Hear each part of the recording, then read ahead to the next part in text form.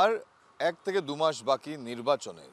আর আমরা দেখছি প্রত্যেকটি সমষ্টি, প্রত্যেকটি পার্টি, চাহে বিজেপি হোক, কংগ্রেস হোক, এআইইউডিএফ, এজিপি, এজেপি, যারাই আছেন তারা সবাই নিজের নিজের প্রত্যাশীরা নিজের নিজের এলাকায় যাচ্ছেন তাদের সমর্থনের, তাদের পালে হাওয়া তুলতে। আমরা এখন যেখানে এসেছি, দেখেন এটা সবচেয়ে ইম্পর্টেন্ট যে চায়ের আড্ডায় বসে যে চর্চা চলে সেটার থেকে কিন্তু অনেক খবর উঠে আসে। আর আমরা এখন দাঁড়িয়ে রয়েছি শিলচরে শহরের মধ্যেখানে পার্ক রোড এলাকায়। এই যে চায়ের দোকান রয়েছে এখানে অনেক লোক, কিছু বিজেপি কংগ্রেস সাপোর্টার্সরা রয়েছেন যারা বসে চা খাচ্ছেন, কথা বলছেন। তাদের থেকে জেনে নেব যে এই যে চায়ের আড্ডায় ভোটের চর্চা সেটা কতটুকু এগিয়েছে আর কতটুকু এগোবে। আমরা কথা বলবো। দাদা, চা চলছে? চলছে চা। বাঙালির চা ছাড়া তো কোনো গল্পই হয় না। দিনে এই সন্ধেবেলা এই চাটা হলে দুপুরবেলার ঘুমটা চলে যায়। চলে যায়। হ্যাঁ, ওকে। সো ঘুম কিন্তু আস্তে আস্তে উড়ে যাচ্ছে, কারণ সামনে একটি অনেক বড় যুদ্ধ বা গণতন্ত্রের যে একটি ফেস্টিভ্যাল সেটা আসছে। কি মনে হয়, কি হাওয়া চলছে? দেখুন এবারে হাওয়াটা আপনি যদি পুরো আসামটাকে একটু বিশ্লেষণ করুন তাহলে দেখা যাবে যে এবার কংগ্রেসের দিকে হাওয়া বইছে। কারণ 1 নম্বর দুর্নীতি, 2 নম্বর দ্রব্যমূল্য বৃদ্ধি, 3 নম্বর যে বিশেষ করে বরাকে যেগুলো প্রতিশ্রুতি দিয়েছিল বিজেপি গভর্নমেন্ট, যে তৃতীয় শ্রেণীর চাকরিগুলো সব এখান থেকে হবে, এখানে লোকাল ছেলেরা চাকরি পাবে, পেপার মিল খোলা হবে, সমস্ত ভাওতা। ওই জন্য বরাকের মানুষ এগিয়ে রয়েছে কবে ভোট হবে এবং কবে এই বিজেপিকে পরাস্ত করবে। মানে বলছেন আপনি, আপনাদের মধ্যে এটাই কি চর্চা হচ্ছে যে এইবার কংগ্রেস? এবার কংগ্রেস আসার মানে 100% চান্স। যেখানে আমাদের গৌরব গগৈজির নেতৃত্ব, একটা স্বচ্ছ নেতৃত্ব, গৌরব গগৈজির নেতৃত্বে এবার কংগ্রেস একান্তভাবে সংঘবদ্ধ এবং আমরা সবাই একসাথে লড়ার প্রতিজ্ঞাবদ্ধ। আপনারা সবাই চা খাচ্ছেন, দাদা আমাকে একটা চা দিবেন। আমিও চা খেয়ে খেয়ে আপনাদের সাথে কথা বলি, কেন কি বাঙালির শুরুয়াত সকালবেলা চা দিয়ে হয় আর সন্ধ্যাবেলাও চাতেই থাকে। তো চা খেয়ে খেয়ে কি গল্প চলছে আপনাদের? এই আগামী দিনের নির্বাচন কিভাবে লড়তে হবে, কিভাবে প্রস্তুতি নিতে হবে, সেটাই আমাদের মধ্যে আলোচনা চলছিল। আর কি মনে হয় কেমন করে লড়বেন এবার? বিজেপি তো শক্ত হাতে হাল ধরে রেখেছে। দেখুন, শক্ত হাল সেটা আমরা ঠিক বিশ্বাস করি না। কারণ 2001 আজকে 10 বছর থেকে প্রায় বিজেপিতে ক্ষমতায়, বা আমরা যে শহরে আজকে বসে আছি, যে কনস্টিটিউয়েন্সিতে বসে আছি, শহর শিলচর, সেখানে কিন্তু প্রায় 12.5 বছর থেকে এখানে কংগ্রেস দলের বিধায়করা, সেটা সত্য কথা। এই যে 12.5 বছরের যে টার্ম, এখানে 2জন বিধায়ক ছিলেন, যেগুলো প্রতিশ্রুতি দিয়ে ওরা এই শিলচরের সিটটা দখল করেছিলেন, বা বরাকবেলির যতগুলো সিট দখল করেছিলেন, একটার প্রতিশ্রুতি কিন্তু আজ দিন অবধি মানে ওরা পূরণ করেনি। কোন কোন প্রতিশ্রুতির কথা বলছেন? প্রতিশ্রুতি দেখুন, বলতে গেলে তো অনেক কিছুই আছে। পয়েন্টস যদি বলি, আমি 4-5টা পয়েন্ট আপনাকে বলছি। আজকে দেখুন, যানজট মুক্ত শিলচর শহর আমরা পাইনি। ড্রেনেজ সিস্টেম ঠিক করার কথা, আজকে মেইন মাস্টার ড্রেনস যেগুলো আছে আমাদের এখানে, একটাও সবগুলোতেই নিম্নমানের কাজ চলছে। এমনকি কাজ স্থগিত রাখা হয়েছে অনেক বছর থেকে। রাস্তাঘাটের হাল বেহাল, গার্বেজ সিস্টেমের অবস্থা নাজেহাল।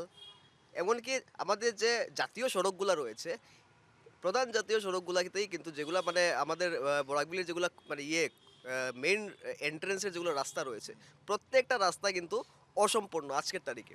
ওরা প্রতিশ্রুতি দিয়েছিলেন এবং প্রতিশ্রুতির পরে যখন ক্ষমতায় আসলেন, বিভিন্নবার বিভিন্ন তারিখ দিয়েছেন। এটা সানি দেওয়ালের একটা সিনেমার তারিখের মতো হয়ে গেছে, তারিখ পে তারিখ, তারিখ পে তারিখ, কিন্তু কাজ আর সম্পূর্ণ হচ্ছে না, শুধু তারিখ পে তারিখই চলছে।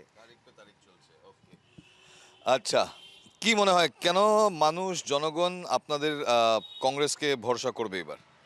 দেখুন, লাস্ট যে বিজেপি সরকার আসার পর থেকে আসামে যেগুলো ওরা প্রতিশ্রুতি দিয়েছিল, পুরো আসামে ওরা কাজ করবে, এই করবে, সেই করবে, সেটা কিছুই হয়নি। তো মানুষের যে আস্থাটা ছিল, যে আস্থাটা কংগ্রেসের প্রতি হারিয়ে জনগণ যে বিজেপিকে আবার বিশ্বাস করেছে, সরকারটা গঠন হয়েছে, সেই রকমের কোনো কাজই বিজেপি করতে পারেনি। আজ আপনি ট্রাফিকের প্রবলেমস বলুন বা জিনিসপত্রের দাম বলুন, যে আমি যদি সিম্পলি একটা কথা বলি, যে পেট্রোল, আজকে আমি কিছু মাস আগে ভুটানে গিয়েছিলাম, তো আমি দেখতে পেয়েছি এখানে ইন্ডিয়ান পেট্রোল পাম্প চলছে। তো সেই জায়গাতে দেখা যাচ্ছে কি ইন্ডিয়ার থেকে ওরা পেট্রোল পারচেস করে ওরা ভুটানে 64 রুপিস লিটার সেল করছে, এবং ভারতে সেই পেট্রোলটাই যেখান থেকে ভারত ওদের কাছে সেল করছে সেই পেট্রোলটা, সেই পেট্রোলে ভারতে 100 টাকা লিটার। তো প্রতিটা বিষয়ে বিজেপি যেভাবে ওরা প্রতিশ্রুতি দিয়েছিল সেভাবে পায়নি জনগণ। আর আজকের দিনে জনগণের যে আস্থাটা ওরা বিজেপির প্রতি হারিয়ে ফেলেছে, এবং সেটা আমরা দেখতে পাচ্ছি পুরো আসামে। আমাদের যে গৌরব গগৈ সভাপতি হওয়ার পরে যে হাওয়াটা উঠেছে পুরো আসামে কংগ্রেসের, সে হাওয়াটা মানে স্পষ্ট হয়ে গেছে সেই জিনিসটা যে এবার 2 মাস পরে যেটা নির্বাচন হতে চলেছে সেখানে আমাদের কংগ্রেস সরকার গঠন করতে চলছে এবং অনেক ভালো ফলাফল করবে, এবং আমাদের গৌরব গগৈজির নেতৃত্বে আসামে কংগ্রেস সরকার হবে। কংগ্রেস সরকার হবে। আচ্ছা, ইউথ কিভাবে কংগ্রেস নিয়ে আপনারা কি ভাবেন? দেখেন, আজকে ইউথ বললে যা হয়, যেমন আমি যে এজ এ ইউথ একটা কথা বলতে চাই, যেমন আমরা দেখেছি কংগ্রেস গভর্নমেন্ট থাকাকালীন সময় এই সেম 3rd গ্রেড 4th গ্রেডের চাকরিটা দিয়েছিল, সব লোকাল ছেলেরা, ছাত্ররা এবং ছাত্রীরা পেয়েছিল। কিন্তু এখন বিজেপির টাইমে দেখতে পাচ্ছি যে 4th গ্রেডে যেটা চাকরি, এটাও আপার আসাম সাইড অন্য দিক থেকে এনে এখানে চাকরিটা দেওয়া আছে। এক্সাম্পল যদি দিতে যাই আমি আপনাকে, তাহলে আপনি শিলচর সিভিল হসপিটালে গিয়ে দেখতে পারেন এই যে 4th গ্রেড স্ট্যান্ডার্ডের যেটা চাকরি রয়েছে, এটাও মানে বাইরের থেকে এনে দেওয়া হচ্ছে। তাই এইসব দেখে আমরা মানে বেকারত্ব বেড়েছে, লোকালরা চাকরি পায়নি বলছে। চাকরি পাচ্ছে না। গুরুত্বভাবে আমাদের বরাকের যুবকরা এই জিনিসের আওয়াজটা ইলেকশনের সময় দিয়া দিবে ওদেরকে। সবার আশা আছে কংগ্রেসের উপরে, যাহাতে কংগ্রেস পাওয়ারে আসলে এই জিনিসটা সব ইমপ্রুভমেন্ট হয়ে যাবে। আচ্ছা দাদা, আপনার থেকে জানতে চাইবো, যেমন উনিও বললেন যে কংগ্রেসের উপরে ভরসা রেখেছে। কংগ্রেসের উপরে ভরসা কি কংগ্রেসের পার্টির মানুষ হারিয়ে নিচ্ছে তাই দল ছেড়ে দিচ্ছে, এরকম কোনো কথা আছে না? এটা আগামী ইলেকশনে এটা কোনো ইম্প্যাক্টই হবে না? না, আমি আপনাকে একটা কথা বলি। আপনি আপনার বাড়ির সঙ্গে যদি শ্যামসুন্দর আখড়ার তুলনা করেন, তাহলে দেখবেন আপনার বাড়িতে হয়তো 6টা গামলা আছে, কিন্তু শ্যামসুন্দর আখড়াতে 180টা গামলা আছে। তো ওইখানে বাসনের শব্দটা টুংটাং অনেক বেশি হবে আপনার ঘর থেকে। তো আমাদের এই যে কংগ্রেস দলটা, এটা একটা জনসমুদ্র। এখানে ঘরের ভেতর মনোমালিন্য হতে পারে, এটা খুব স্বাভাবিক কথা, ভাইয়ে ভাইয়েও ঝগড়া হয়, কিন্তু আমাদের এখানের ঝগড়াগুলো ক্ষণস্থায়ী। এগুলো সব ঠিক হয়ে যাবে। আপনি দেখেছেন গতকাল থেকেই এআইসিসি নেতৃত্ব, এপিসিসি নেতৃত্ব একজোট হয়ে এই যেটা একটা সমস্যা সেটাকে সমাধান করার চেষ্টা করছেন, এবং এটা সমাধান হবে। আর আরেকটা কথা আপনাকে আমি বলি, এটা কোন জায়গাটায় নেই। আজকে বিজেপিতে দেখুন, বিজেপিতে আজকে পুরনো যারা বিজেপি ছিল, যারা বিজেপিকে রাত দিন পরিশ্রম করে আজকে বিজেপিকে এই স্থানে এনেছে, তাদের আজকে স্থান কোথায়? সব কংগ্রেস থেকে ডেপুটেশনে গেছে। যত বড় বড় মিনিস্টার আছে সব কংগ্রেস থেকে ডেপুটেশনে গিয়ে ওইখানে কাজ করছে। আর এদের কথাবার্তার মতো আবুল তাবুল, মানে এরা কখন কি যে বলছে, এটা মানে এখন আমরা ওদের কথা শোনাই আমরা মানে বাদ দিয়েছি। তো একটা প্রশ্ন থাকবে আপনাকে, আপনি দুটো ওয়ার্ডে যদি বলেন যে সরকার পক্ষ যে বিজেপির, তাদের সফলতা আর বিফলতা যদি মানুষ মাপদণ্ড নিয়ে যাচাই করে, সেটা কিভাবে দেখবে? আর কংগ্রেস যদি আসে, তার সফলতা বা বিফলতা কেমন করে এটাকে এড়িয়ে যাবেন, এই দুটো পথ। দেখুন, বর্তমানে ফ্লাইওভার মানেই উন্নয়ন, যেটা আমাদের মুখ্যমন্ত্রী বোঝাতে চাইছেন। ফ্লাইওভার মানে উন্নয়ন নয়। এখানে কতটা ছেলে চাকরি হয়েছে, কতটা পরিবারকে লোন দিয়ে মানে নিজস্ব ব্যবসায় নিযুক্ত করতে পেরেছে। কোথায় আপনি দেখুন তো, আগে যেমন আমাদের ছোট ছোট লোন ছিল, এখন সমস্ত বন্ধ। আগে যেমন ছোট ছোট কাজ ছিল, এখন সমস্ত বন্ধ। এখন 1000 কোটি টাকার প্যাকেজ আসছে। 1000 কোটি টাকার প্যাকেজ আমাদের বরাক উপত্যকায় নেওয়ার মতো হাতে গোনা হয়তো 2-1 জন আছে, সবাই সাবকন্ট্রাক্ট করছে। তো এই যে জিনিসটা, আগে যেটা ডিসেন্ট্রালাইজেশন ছিল কাজের, মানে বিভিন্ন রকমের, যে তুমি এই ছোটো কাজটা করে দাও, তুমি 10,000 টাকার এটা করে দাও, এখন সেটা আর নেই, এখন হারিয়ে গেছে। এখন আপনি অন্যের উপর ভরসা করে আপনাকে কাজ করতে হবে। তারপরেও আপনি দেখুন জল জীবন মিশনের টাকা, মানে লক্ষ লক্ষ কোটি কোটি টাকা কন্ট্রাক্ট। জল জীবন মিশন নিয়ে তো অনেক কমপ্লেন আছে, মানুষ জলই পাচ্ছে না। মানুষ জল পাচ্ছে না। জল আছে, নল আছে, কিন্তু ওই নল দিয়ে জল আসছে না। আর ওরা বারবার বলছে বানমুক্ত করবে, আসামকে বানমুক্ত করবে। আপনি দেখুন না, এবার যদি বর্ষা আসে, একটা ছোট্ট উদাহরণ আমি আপনাকে দিচ্ছি। শিলচর শহরে যতটা রিসেন্টলি যে ড্রেন হয়েছে, আপনি দেখবেন সেই ড্রেনের হাইট 1.5 ফুট থেকে 1 ফুট উচ্চতা রাস্তা থেকে। এইবার হয়েছে কি, এবার আমাদের রাস্তার টোটাল লেংথ আছে ধরুন 20 ফুট, ঠিক আছে? এইবার ডান দিকের যে রেসিডেন্সিয়াল যে বাড়ির সামনে যে এই যে 1.5 ফুট উঁচু রাস্তাটা করেছে, এখানে ওর গাড়িটা ঢোকাতে হলে এখানে 3 ফুট একটা স্লোপ করতে হচ্ছে, এদিকে 3 ফুট করতে হচ্ছে, ওদিকেও 3 ফুট করতে হচ্ছে। এটা করছে কে?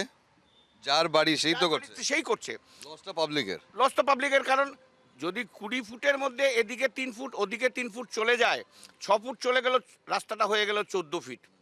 তারপর যানজট সমস্যা তো আছেই। আপনি শিলচর শহরের যানজট সমস্যা, মানে আপনি বলুন, আমাদের এই আমরা দেখি সবসময় আমরা দেখি প্রেমতলার মোড়ে মানে অনর্গল সাইরেন বাজিয়ে যায়। সেটার জন্যই তো ফ্লাইওভার উনি দিচ্ছেন। না, আজকে ধরুন ফ্লাইওভার যদি শিলচর শহরে উনি দেন, তাহলে দেখুন শিলচর শহরে আপনি যেখান থেকে ফ্লাইওভার হবে ওখান থেকে রাঙ্গিরখাড়ি পয়েন্ট অবধি টোটাল 368 ছোট ছোট লেন আছে। এবার তো ওই যে ব্রিজটা হবে ওটা তো যেভাবে ব্রিজের পিলারগুলো হবে ওটা তো ওই লেন দেখে হবে না।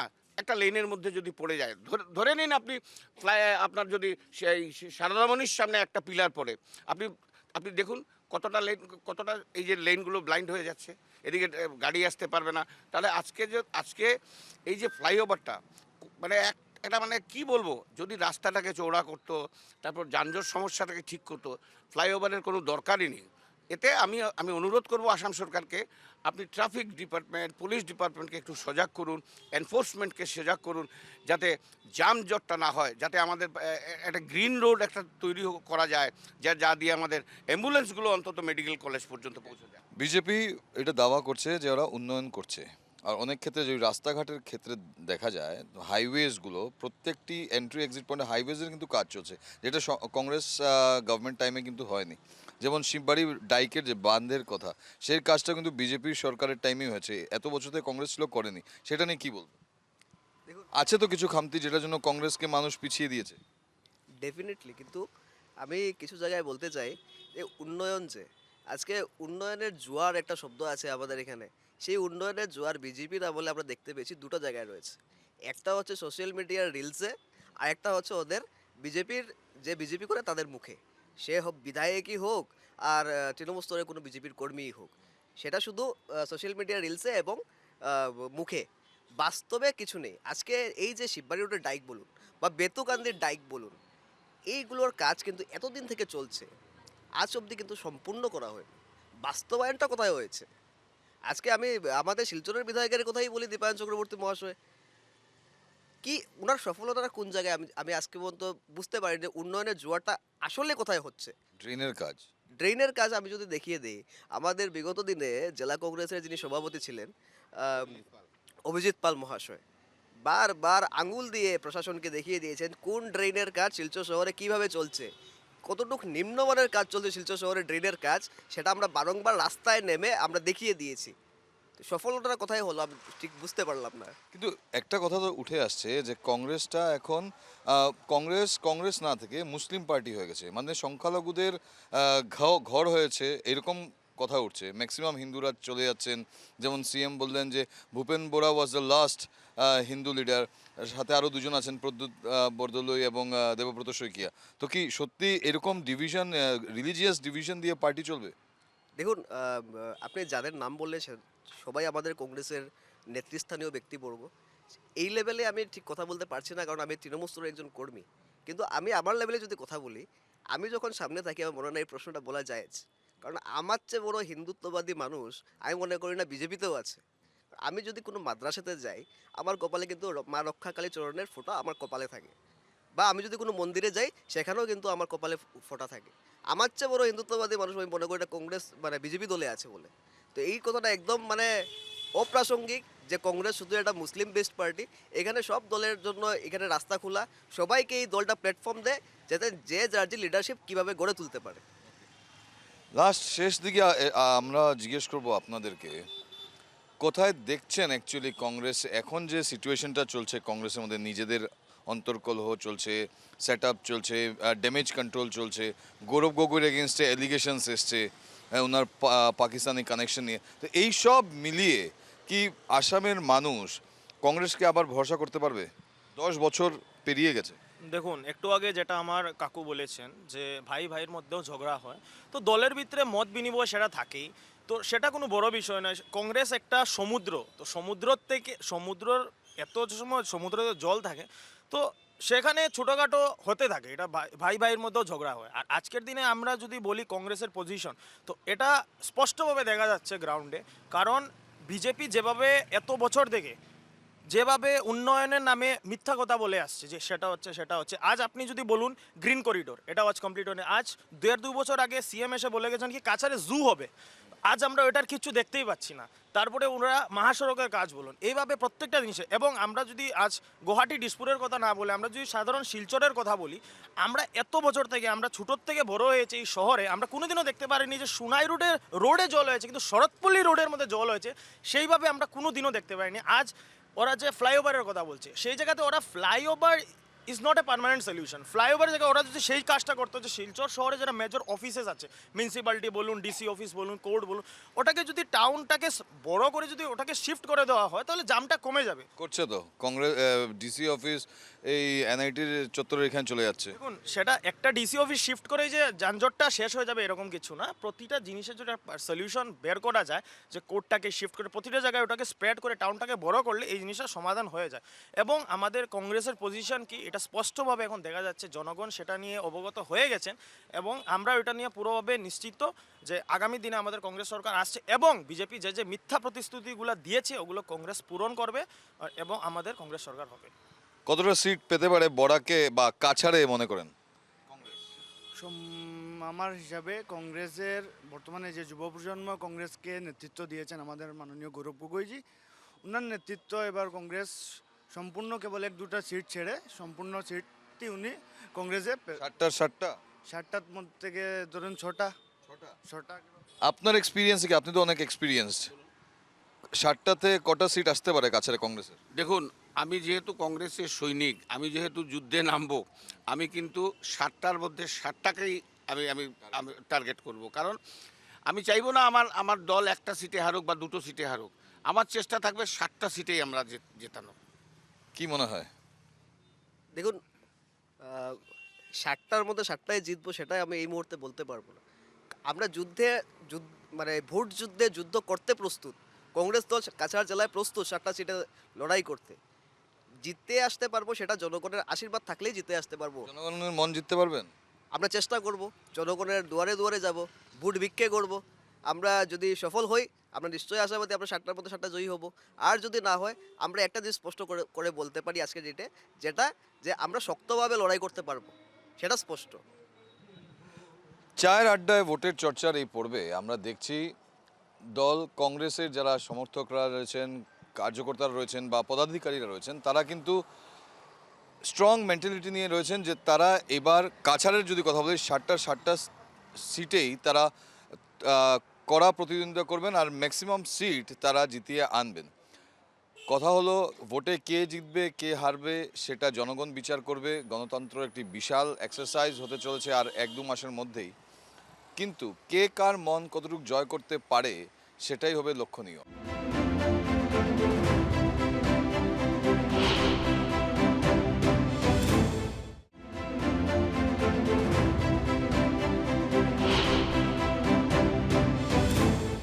আজ আমরা রয়েছি শিলচর সমষ্টিতে, আর চায়ের আড্ডায় ভোটের চর্চা যে এই পর্বে আমরা শিলচরের যারা মানুষ রয়েছেন বা পার্টির সমর্থকরা রয়েছেন তারা কি বলছেন তাদের সাথে কথা বলবো। অল্পক্ষণ আগে আমরা কংগ্রেসের যারা সমর্থক তাদের সাথে কথা বলছি, অনেক কনফিডেন্ট দেখাচ্ছেন তারা যে এইবার নাকি কংগ্রেস সরকার গড়তে চলেছে গৌরব গগৈর নেতৃত্বে। এইখানে আমরা কথা বলবো যারা এখানে দেখছি কিছু লোক যারা চা খাচ্ছেন, চায়ের মধ্যে চর্চা করছেন, অ্যাকচুয়াল চর্চাটার কেন্দ্রবিন্দুটা কি সেটা জানতে চাইবো। তো সন্ধ্যা হলে বাঙালির চায়ের দরকার, সেটা আমরা জানি। চর্চা কি চলছে? চর্চা তো এখন সামনে রাজনীতি 2026-এর ইলেকশন, এগুলো নিয়েই চলছে। আর কি মনে হয় কি হতে চলেছে এইবার আসামে আর কাছাড়ে? আসামে তো লাগছে ভারতীয় জনতা পার্টির সরকার বনছে 100 পার, যেটা দেখাচ্ছে। আর কাছাড়েও ভারতীয় জনতা পার্টি জিতবে। কেমন করে বলতে পারেন বিজেপি এবার কাছাড়ে সিট 60টা দখল করতে পারে? কি মনে হয় কেন মানুষ আবার বিশ্বাস করবে? বিশেষ করে ভারতীয় জনতা পার্টি খুব ভালোভাবে সরকার চালিয়ে যাচ্ছে, ডক্টর হিমন্ত বিশ্ব সরকার। আর আমি আশা যে আমাদের যিনি রূপম সাহার নেতৃত্বে, আমাদের যিনি প্রেসিডেন্ট সভাপতির নেতৃত্বে কাছাড়ে 60টির মধ্যে 60টি জয় হবে। আপনার কি মনে হয় মানুষ আবার বিশ্বাস কি করবে বিজেপিকে কাছাড়ে শিলচরে? নিশ্চয়ই, এটার মধ্যে কোনো ডাউট নেই আমাদের। যেরকমভাবে বিগত 10 বছরে যে সরকারের যে কার্যকাল ছিল, এই কার্যকাল যেরকম কাজ হয়েছে, আজকে আমাদের কিছু বলতে হচ্ছে না। যেভাবে রাস্তার বলুন, যেভাবে এডুকেশন ফেসিলিটি বলুন, মেডিকেল ফেসিলিটি বলুন, মানুষ নিজে দেখছে ডেভেলপমেন্ট কেমনে কাছাড়ে বা শিলচর আমরা দেখেছি কীরকমভাবে আজকে আমার ডেভেলপমেন্টের ক্ষেত্রে আমরা পেয়েছি। তা আমরা কোনো ডাউট নাই এটার মধ্যে যে বিজেপিকে মানুষ ভোট দেবেন। কংগ্রেস বলছে বিজেপি যে উন্নয়নের জোয়ারের কথা বলে, এটা শুধু রিলসের মধ্যে, এখন কিছুক্ষণ আগে কথা বলে এসেছি, ওরা বলছে এটা শুধু রিলসের মধ্যেই তাদের ডেভেলপমেন্টের জোয়ার দেখা যায়, বা কার্যকর্তা যারা রয়েছেন তাদের মুখেই শুধু জোয়ারের কথা, বাকি কোনো গ্রাউন্ড রিয়েলিটি বলে জিরো। এস পার আমি যেটুকু দেখেছি নিউজের মধ্যে বা সার্ভের মধ্যে, the every survey is in favour of BJP আজকের ডেটে। যে social media is a very important platform, আর সোশ্যাল মিডিয়ার মধ্যে আমরা ফেক নিউজ দেখাচ্ছি না, আমরা রিয়েল দেখাচ্ছি। ওদের ভুলগুলোকে আমরা তুলে ধরছি, এর জন্য আজকে ওরা বলছে যে আমরা বাজে জিনিস করছি। বাট না, আমরা যে জিনিস কাজ করেছি, what was before, what was today, এটা আমরা পুরো প্রুফ দেখাচ্ছি। সোশ্যাল মিডিয়া আজকের পুরো দেখাচ্ছে যে বিজেপির কতটুকু ক্রেজ। ইউথ, স্পেশালি আমি ইউথের কথা বলবো, যেরকম ইউথ বিজেপিকে অ্যাকসেপ্ট করছে। আমরা জানি যে এবার আসামের মধ্যে সব জায়গায় পদ্ম ফুল খিলছে। কংগ্রেস বলে যে বিজেপি চাকরি দেয় নাই, বেকারত্ব কংগ্রেসের টাইমে যেটা ছিল তার থেকে বেশি বিজেপির টাইমে আছে। গ্রেড 3 গ্রেড 4-এর চাকরি এখানে হচ্ছে না, আপার আসাম সাইডে হচ্ছে, মিডল আসাম হচ্ছে, ব্রহ্মপুত্র ভ্যালিতে হচ্ছে, বরাক ভ্যালিতে হচ্ছে না। বরাক ভ্যালিতে অলি গলিতে সবাই মানে বলতে পারবে যে কোন ওয়ার্ডে কোন গলিতে চাকরি পাইনি। আমরা তো নিজেরা গিয়ে ওদেরকে আমরা উত্তরে দিয়ে আমরা বরণ করেছি যে মানে এমন এমন ঘর থেকে হয়েছে যে বাবা রিক্সা চালায়, ঠেলা চালায়, এরকম ঘর থেকে চাকরি পেয়েছে, বা মা রান্না করে। তো এই চাকরির বিষয় নিয়ে তো যে কথা ওরা যে বলছে একদম মিথ্যা। সবের ঘরে ঘরে চাকরি হচ্ছে। কংগ্রেসের যারা ক্যাডাররা রয়েছেন বা কর্মকর্তারা রয়েছেন তারা বলছেন ডেভেলপমেন্ট সেই লেভেলে হয় নাই, না যানজট সমস্যা শেষ হয়েছে, না রাস্তাঘাটের উন্নতি হয়েছে। ফ্লাইওভার নাকি এত নেসেসারি না যদি রাস্তাঘাট বড় করে দেওয়া হয়। কি মনে হয়? আপনি ভালো কোয়েশ্চেন করেছেন। আপনি আমাকে যেখানে থেকে কোয়েশ্চেন করছেন, এর ঠিক অপোজিট সাইডে একটা ব্রিজ হয়েছে। হ্যাঁ, ওইটাই হচ্ছে ভারতীয় জনতা পার্টির। মুখ্যমন্ত্রী এসে নিজেই ওপেন মুখ্যমন্ত্রী এসে নিজে ইনোগ্রেশন করেছেন। আর যারা বলছে রিলসের কথা, আমি আপনাদেরকে নিউজ চ্যানেলকে বলবো আপনি এটা দেখিয়ে দেন, আপনার ক্যামেরাম্যানকেও বলবো এটি দেখানোর জন্য, যাতে রিলস না প্র্যাকটিক্যাল এটা দেখতে পারে। আমরা দেখেছি, আপনি ধলাইতে যান, ধলাই রাস্তাঘাট দেখুন, আপনি লক্ষ্মীপুরে যান, লক্ষ্মীপুরের রাস্তাঘাট দেখুন, শিলচরের রাস্তাঘাট দেখুন। আপনাকে সংবাদ মাধ্যম, আপনি আছেন গণতন্ত্রের চতুর্থ স্তম্ভ। ভারতীয় জনতা পার্টি কাজ করছে না, করে কি করে নেই, আপনারা নিজের প্র্যাকটিক্যালে যান এবং দেখান। ভারতীয় জনতা পার্টি প্রত্যেকটি জায়গায় কাজ করেছে যেখানে যেখানে ভারতীয় জনতা পার্টির পাবলিক রিপ্রেজেন্টেটিভ আছে। এটা আর বলার কিছু নেই, পাবলিক দেখছে, জনসাধারণ দেখছে। বিগত পঞ্চায়েত নির্বাচনেও আমরা এর ফল দেখেছি।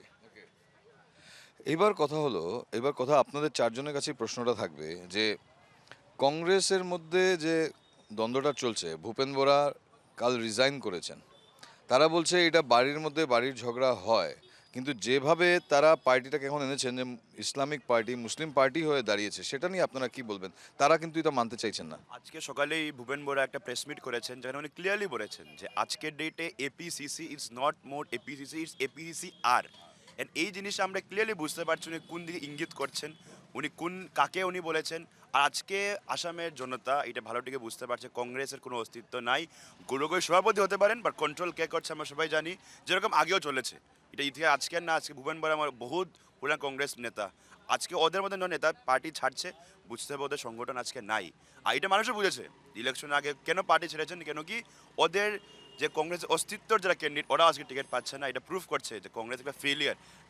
এই ইলেকশনেও ওরা খুব বাজেভাবে ফিল করছে। কতটুকু ইজি হবে বিজেপির জন্য এই যে দ্বন্দ্বটা লেগেছে কংগ্রেসের, এটাকে টেক ওভার করে বিজেপির আরও সিট গ্র্যাব করা? খুব ভালোভাবে বিজেপি জয় করবে। এই যে ভূপেন বোরা ছেড়েছে এটা নয়, বিজেপি যে উন্নতি করছে, যে উন্নয়ন করছে, তার জন্য বিজেপি 100% 124টার মধ্যে এনডিএ সরকার 124টি গঠন করবে। দেখেন কংগ্রেস কী করছেন সেটা দিয়ে ভারতীয় জনতা পার্টির চিন্তাধারা করার নেই। আমরা কংগ্রেসের দিকে, আমরা কংগ্রেসকে প্রতিদ্বন্দ্বী বলে মনেও করি না। ভারতীয় জনতা পার্টি নিজের কাজের উপর বিশ্বাস করে, আমরা বিশ্বাসী, আমরা কাজ করেছি এবং ভারতীয় জনতা পার্টি 100+ সিট পেয়ে এবার সিট পাবে এবং আমাদের মুখ্যমন্ত্রী হবেন। লাস্ট স্টেটমেন্ট আপনার থেকে নেব। কাছাড় যদি দেখি, কাছাড়ে 60টার মধ্যে আপনারা কি ভাবেন? আপনারা গ্রাউন্ডে কাজ করছেন, কি ভাবেন কয়টা সিট আসতে পারে? কাছাড়ে 60টায় 60টা। 7টায় 7টা, কোনো ডাউট নেই এটার মধ্যে, আমাদের কোনো ডাউট নেই। 7টা 100%। কাছাড়ে ক্লিন সুইপ করছে বিজেপি 7-0। আগামী দিনে ধরা পড়বে কে সরকার গঠন করতে চলছেন, কোন পার্টি সরকার করবেন, মানুষের আশা আকাঙ্ক্ষা পুরো করবেন। কিন্তু এখন যে মেজাজটা চলছে প্রত্যেকটি চায়ের আড্ডায় বা চার দোকানে বা অলিতে গলিতে, নাম এখনও ঘোষণা করা হয়নি, নাম ঘোষণা করা বাকি। কিন্তু নাম ঘোষণা করার আগেই প্রত্যেকটি পার্টির যারা প্রত্যাশীরা রয়েছেন বিভিন্ন অঞ্চলের বিধানসভা কেন্দ্রের, তারা তাদের পালে হাওয়া তুলতে কিন্তু তারা জোর কদমে এগিয়ে যাচ্ছেন। কিছুদিন পরই নাম ঘোষণা হবে, 20-25 তারিখের মধ্যে অনেকটি পার্টি নাম ঘোষণা করবে। দেখা যাবে কার পালে হাওয়া বয়।